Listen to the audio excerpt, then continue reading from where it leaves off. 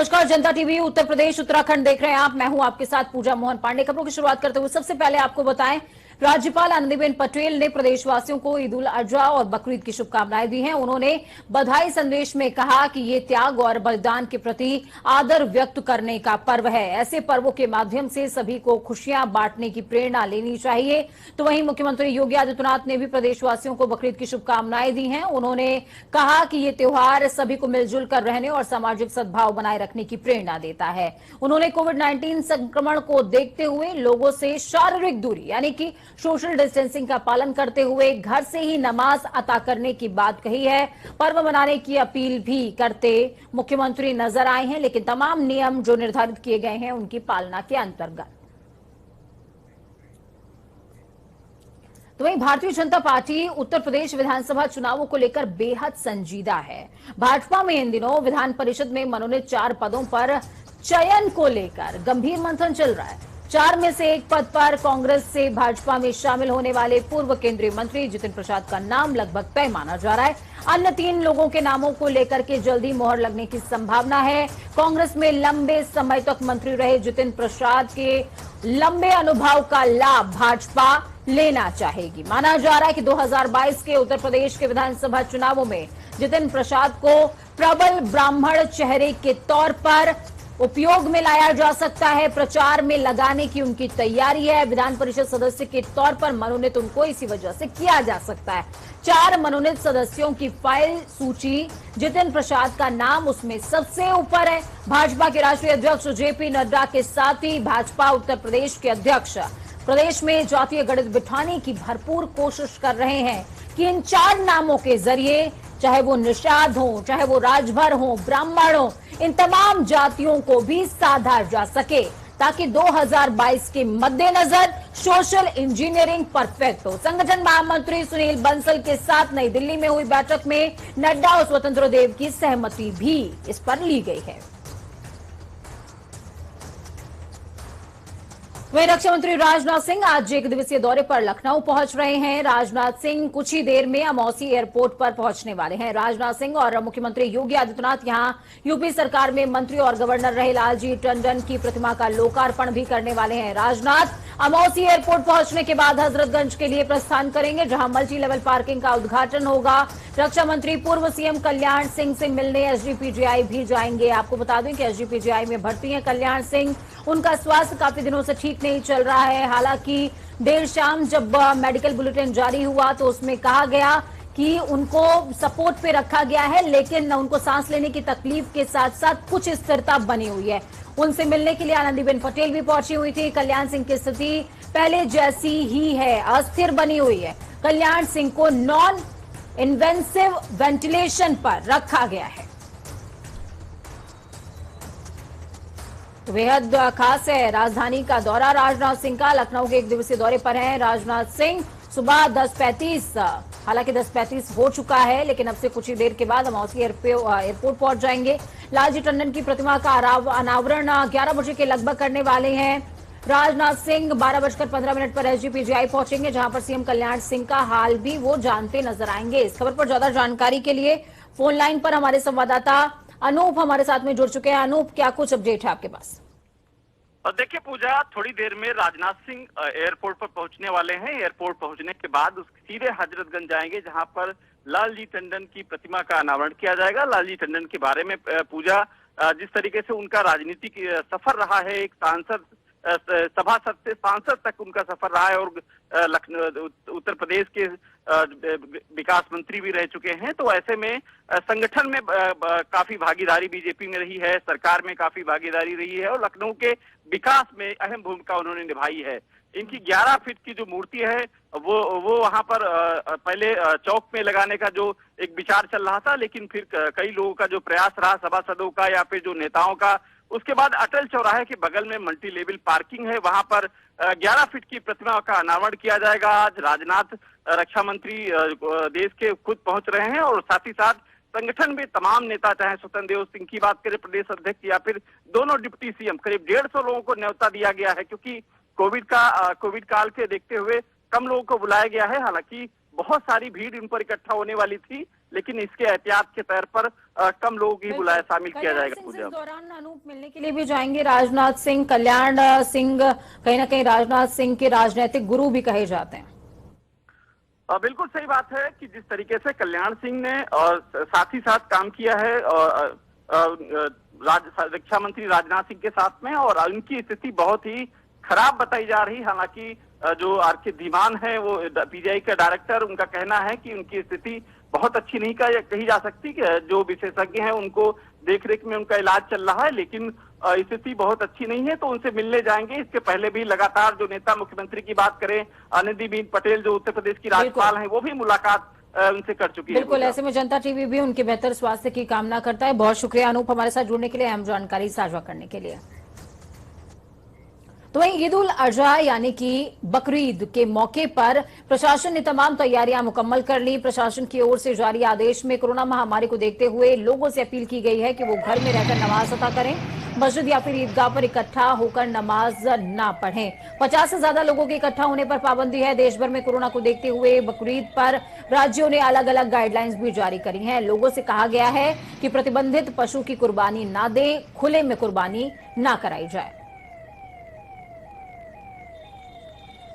तो बेहद खास ये है ये आज का दिन, और आज के दिन को खास इसलिए भी कहा जा सकता है क्योंकि कोविड के साए में बकरीद हो रही है, और ऐसे में तमाम जो कोविड के नियम है उनकी पालना के लिए प्रशासन भी मुस्तैद रहेगा, और साथ में लोगों की भी पूरी जिम्मेदारी कि वो तमाम नियमों के अधीन रहते हुए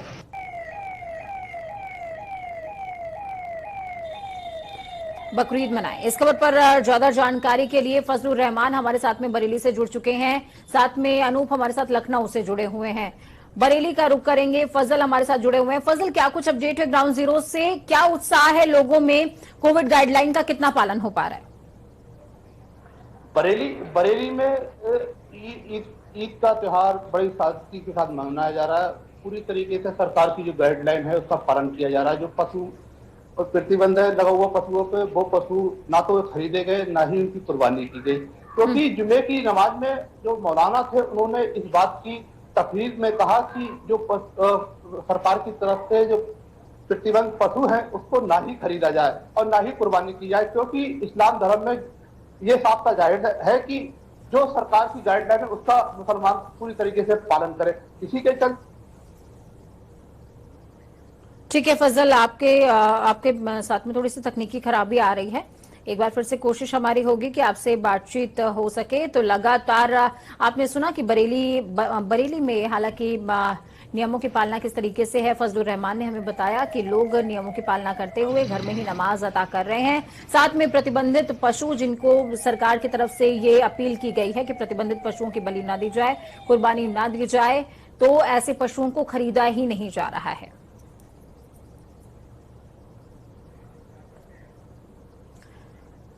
तो फजल हमारे साथ लगातार जुड़े हुए हैं। फजल, आप अपनी बात पूरी कर लें।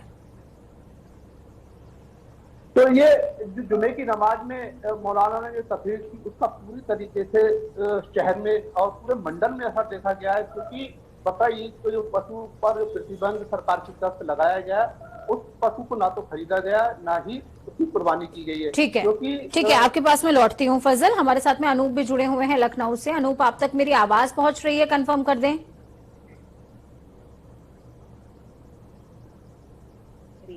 The number you have dialed. चलिए ठीक है, बहुत शुक्रिया आप दोनों का ये हमारे साथ जुड़ने के लिए, हम जानकारी ग्राउंड जीरो से साझा करने के लिए।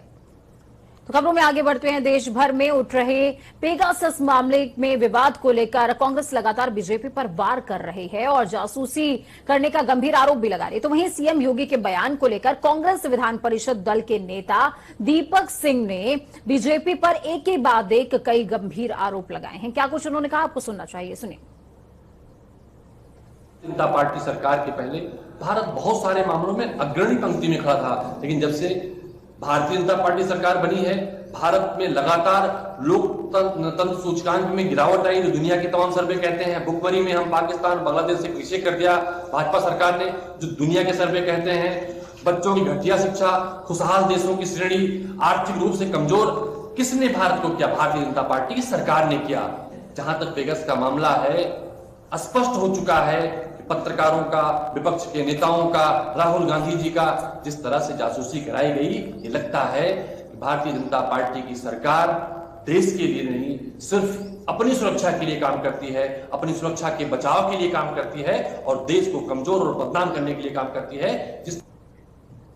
वही अनुशासनहीनता के आरोप में नवंबर 2019 में कांग्रेस से निकाले गए पार्टी के वरिष्ठ नेताओं की घर वापसी शुरू हो गई है। प्रदेश कांग्रेस की अनुशासन समिति की ओर से निष्कासन रद्द किए जाने के बाद पूर्व विधायक भूधर नारायण मिश्रा और नेक चंद्र पांडे मंगलवार को कांग्रेस में वापस लौट गए हैं। प्रदेश कांग्रेस कमेटी कार्यालय में प्रदेश अध्यक्ष अजय कुमार लल्लू ने गुलदस्ता देते हुए पुराने सिपाहियों का पार्टी में वापस आने पर स्वागत किया है। इन दोनों नेताओं के साथ ही निष्कासित किए गए राजेंद्र सिंह सोलंकी पिछले हफ्ते ही कांग्रेस में वापसी कर चुके हैं। पुराने नेताओं की वापसी को कांग्रेस महासचिव प्रियंका गांधी वाड्रा के लखनऊ आगमन से जोड़कर देखा जा रहा है।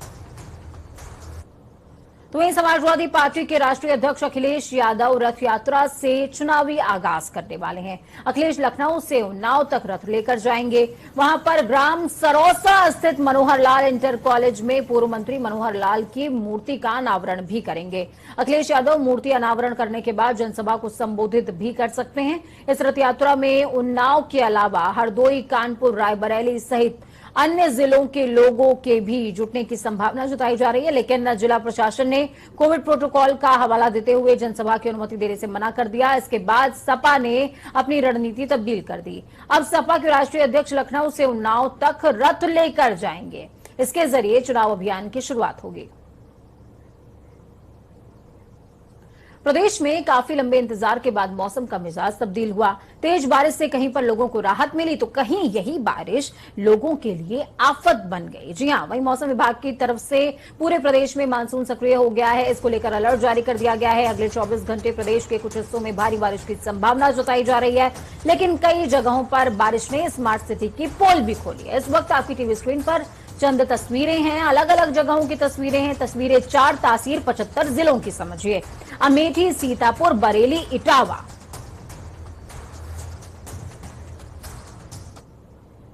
तो वहीं सीतापुर के मानपुर क्षेत्र के लक्ष्मणपुर में लगातार तेज बारिश के चलते बड़ा हादसा पेश आया। यहां बारिश की वजह से एक पक्का मकान भरभरा कर गिर गया, जिसमें एक ही परिवार के 4 लोगों की दर्दनाक मौत हो गई है, जबकि 2 लोग गंभीर तौर पर घायल हुए। जानकारी मिलते ही पुलिस मौके पर पहुंची। मलबे में दबे सभी लोगों को ग्रामीणों की मदद से बाहर निकाला गया। पंचनामा करते हुए शवों को पोस्टमार्टम हाउस के लिए भेज दिया गया। इस घटना से पूरे गांव में दहशत का माहौल बना हुआ है। कोविड संक्रमण की वजह से हरिद्वार में इस बार भी कांवड़ मेला रद्द कर दिया गया है। पुलिस महानिरीक्षक वी मुरुगेशन ने मंगलवार को कांवड़ियों को हरिद्वार आने से रोकने के लिए सीसीआर सभागार में इंटर स्टेट बॉर्डर मीटिंग करी। इसमें उन्होंने कहा कि दूसरे प्रदेशों से कांवड़ सेवा संघ हरिद्वार से टैंकर में गंगा जल लेकर जा सकते हैं। इसके लिए संघ को अपने जिले की पुलिस से अनुमति लेकर हरिद्वार आना होगा। बॉर्डर पर अनुमति पत्र की जांच के बाद ही प्रवेश दिया जाएगा। मुरुगेशन ने सभी अधिकारियों को निर्देशित किया है कि अपने अपने सीमावर्ती बॉर्डरों पर पुलिस और प्रशासन के अधिकारी कर्मचारियों को तैनात कर दिया जाए। तो वहीं उत्तराखंड कांग्रेस में नेता प्रतिपक्ष और संगठनात्मक स्तर पर किए जाने वाले बड़े बदलावों की फाइल मंगलवार को भी आगे नहीं बढ़ी। बनाया जा रहा है कि पंजाब कांग्रेस का मुद्दा सुलझ जाने के बाद कांग्रेस हाईकमान उत्तराखंड का भी रुख करेंगे, लेकिन ऐसा हो नहीं सका है। पार्टी प्रदेश प्रभारी ने पूर्व कांग्रेस अध्यक्ष राहुल गांधी से मुलाकात भी की थी। ऐसे में संकेत मिले थे कि मंगलवार को पार्टी नेता प्रतिपक्ष और संगठन स्तर पर किए जाने वाले बदलावों का संज्ञान लेगी, लेकिन अब मामला फिर से आगे बढ़ता दिख नहीं रहा है। गुरुवार को प्रदेश कांग्रेस का राजभवन कूच है। ऐसे में अनुमान लगाया जा रहा है कि अब इस मुद्दे पर 2-3 दिन के बाद ही फैसला बाहर आएगा। तो इस खबर पर ज्यादा जानकारी के लिए अजीत कंबोज हमारे साथ में लाइव जुड़ चुके हैं। अजीत, क्या कुछ अपडेट है ग्राउंड जीरो से? लगातार नेता प्रतिपक्ष की जो जरूरत है वो पार्टी को महसूस हो रही है, लेकिन आला कमान चेतना नहीं चाह रहा है।